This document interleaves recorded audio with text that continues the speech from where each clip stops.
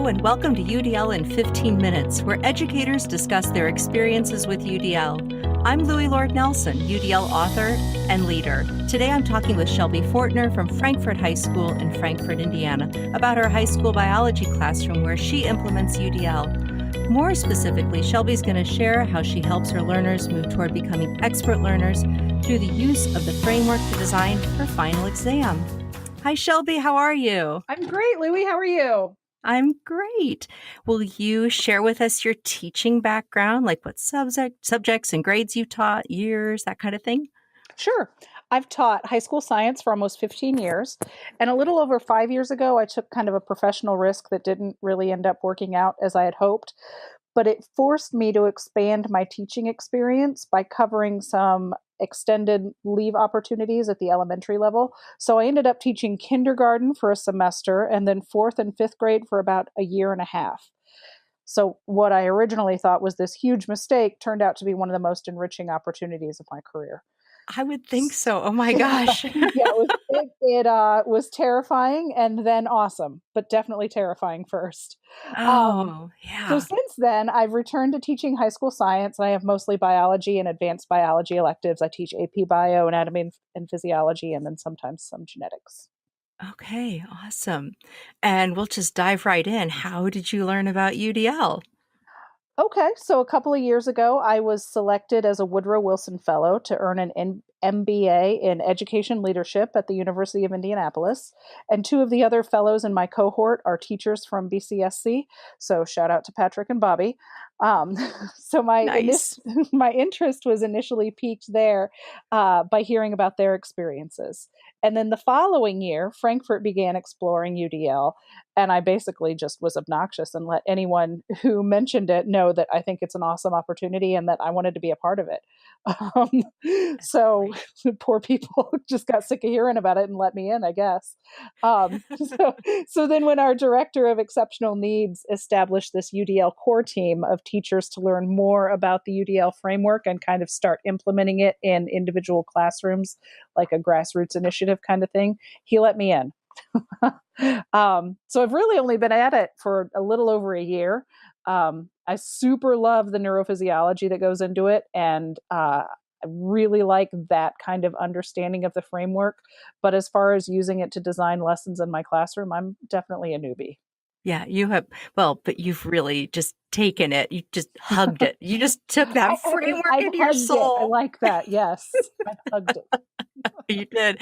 And for those who are listening, so BCSC is Bartholomew Consolidated School Corporation that happens to be in Columbus, Indiana, and they're very well known for their implementation, long-term implementation of UDL. So what example do you want to share with us today that goes along with that biology classroom? What story do you want to tell? All righty. So the group of teachers from Frankfort High School that are on our UDL core team decided that we really wanted to dive into the multiple means of engagement component. And I'll save the story of how we decided that was complicated. But the short version, I guess, is that, like adolescents everywhere, I assume, I guess, one of the most significant challenges in getting students excited about the content we want them to learn is that engagement piece, right? So we Right. decided ultimately that if students weren't engaged, the rest of our efforts would be fruitless. So it just made sense to us really just to start there in terms of our understanding of UDL. Um, Absolutely. and then it also aligned really nicely with the beginning of our one-to-one technology initiative.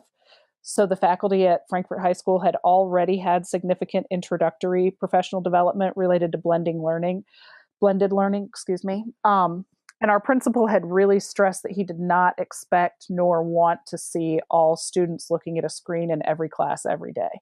So we sort of knew that we had that support already.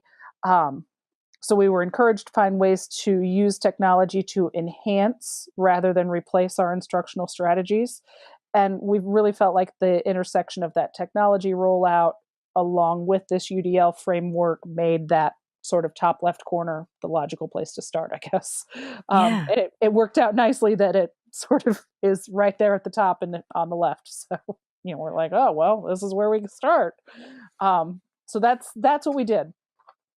Right. So So you were using that aspect of just that natural recruiting interest piece that Mm-hmm. came along with the technology or the experiences you guys were having with the one-to-one, right? Right. And entering in that way. Mm-hmm. Beautiful.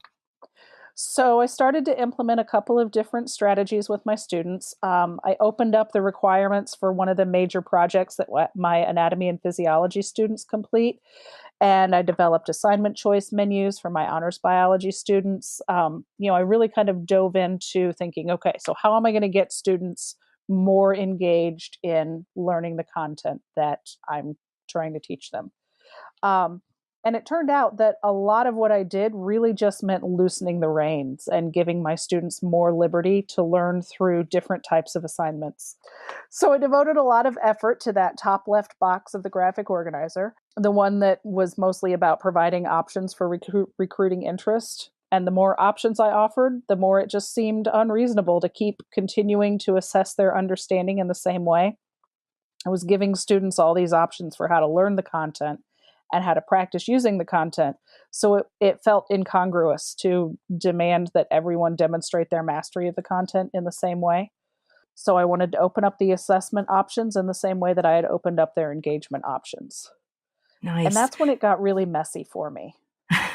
Um, so we had agreed to focus on this one tidy little column of the UDL framework, right? We're going to focus just on this first column, and then we're going to worry about the other columns later. But what I found was that in working to improve options for choice and autonomy, I found that I was kind of leaning over into this multiple means of representation and the multiple means of action and expression columns. So Very that nice. overlap in the matrix was this like aha moment for me. I'm like, oh, it all fits together. They're not these finite columns after all. This stuff all weaves together. And It's kind of thinking like about the the brain. yes, exactly. Thinking about the neurophysiology there, I was like, well, duh, Shelby, of course it does. But I don't know, something just clicked there. I was like, well, it just makes sense.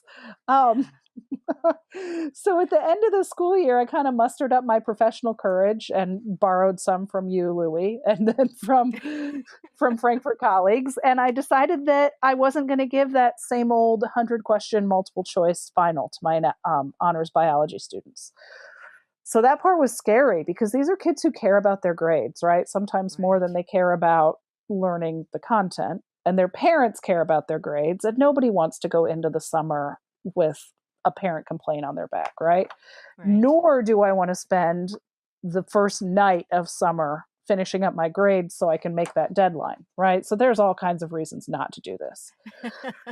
But I sucked it up and, decided that really I just know that students know more than we're giving them the opportunity to show us.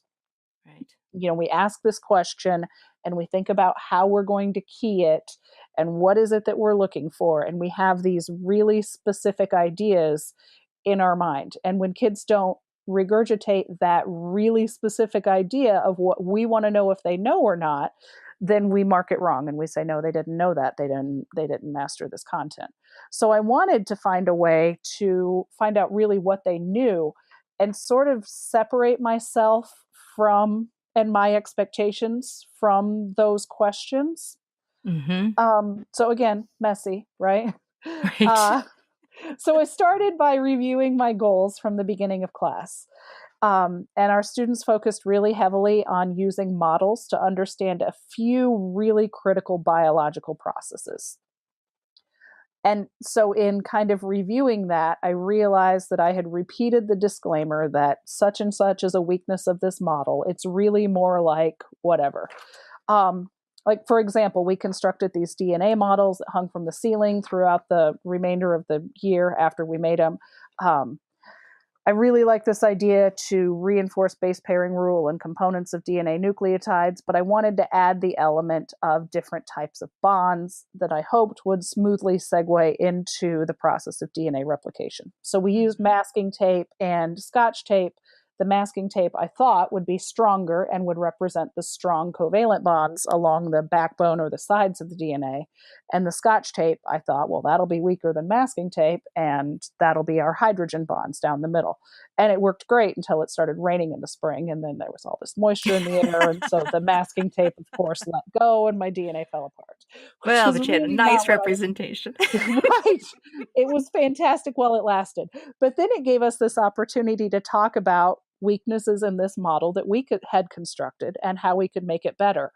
Yeah. And so, kind of replaying that process in my head is what led me to what ultimately became this final exam. So, I pulled a bunch of different visual models. And I hope to add more to this year, but right now they're all visual models of photosynthesis, of DNA replication, like I said before, of protein synthesis. Mhm. These critical processes that we had talked about. I pulled all these visual models and asked questions a few different ways. I asked what's accurate about it and what's inaccurate about it, and then how could you make it better for a few of them. And sometimes I put the models up next to each other and ask students to choose which they preferred and why. What makes this model better than the other models, for you as a learner, or in terms of scientific accuracy, or whatever. Choose something that speaks to you and run with it. Um, and I was really amazed at the responses I got back. And again, the kinds of things that I wouldn't have asked them well, or I would have had this preconceived idea in my head of here's what I'm looking for, this is what I want them to give back to me. And if they don't give that back to me, then how am I going to grade it and how am I going to be consistent? And so I sort of just let all that go, and just read what they said. And it was really kind of obvious that they had it for the most part. And there were definitely some holes, and there are some things that I need to address in the future. But it was interesting, from a UDL perspective to look at how that experiment worked out. But it was also really gratifying as a teacher to look at how much they had learned and how competent they were at assessing these models and deciding what worked for them, as science thinkers and as learners. And what I love is that you you went back to the goals of the course and you just said, listen, this is what's going to drive the exam. You looked for these different ways for them to be able to express themselves. So really deep dive into that expression communication, but you also, within the final exam itself, they really had to use executive functioning. They really had to strategize how they were going to use their information that they had gathered over Mhm. the course of the semester, at the time, and cohesively put their ideas together. It was great. It was brilliant. Brilliant. I don't know about that, but it was I think so. interesting for sure. I think so. So one last question. So did you create a rubric for this that helped guide your how you assessed it? I didn't actually create like a formalized rubric. I had, um, I mean, I guess I did. I had it in my head kind of, but it was really messy, floppy, like this is kind of what I think I'll get. And I had thought when I did it, I thought, I'll read a few and then I'll sort of formalize this rubric and I'll use that to grade the rest of them. And it was the end of the year and I didn't. I looked at them and I thought, these are really great. Look at how much they learned. And I kind of ended up just sort of putting marks and check marks when I thought, oh, yeah, that's an important thing. And that's an important thing. And that's an important thing. And, and I sort of, it was, I don't know, it's really, it's terrible from that assessment angle of making sure that you're consistent and standardized, and it's not that at all. um, so I need to definitely think about how I can do that piece better. um, but I guess my fear was, again, from that angle, I didn't want to go into it with the here's specifically what I'm looking for. I wanted to see what it was that they had learned. And I don't know, I need to think through how to make the examples. I mean, that really is, I guess, what I was looking for was evidence that they had picked this up. And so maybe I need to make my evidence more open, but Mhm. rubricize, is that a word? just But make it that for formalize now. that. Yeah. So designing a rubric that allows for that space, but then gives key indicators. It helps everybody know, well, these are the big things I'm going for, but then they have room to demonstrate that knowledge in a lot of ways. Oh, that's really awesome. So we've touched up against our 15 minutes, and in fact, we're a little bit over. So to hold the Yeah. promise, but I know we're going to be coming back to you for another interview in the future. I can feel that in my Let's bones. work on that rubric piece and then Okay, we will. and then That's share some good awesome. stuff. We All will. right. We will. Okay. Yes. Oh my gosh. So thank you so much for sharing your story. This was You awesome. bet. All Yes. right. Thanks, Loui. All right. And so for those who are listening, if you'd like to share your story about UDL implementation, you can contact me through my website, theudlapproach.com. And thanks to everyone for your work in revolutionizing education and making our goal to develop expert learners.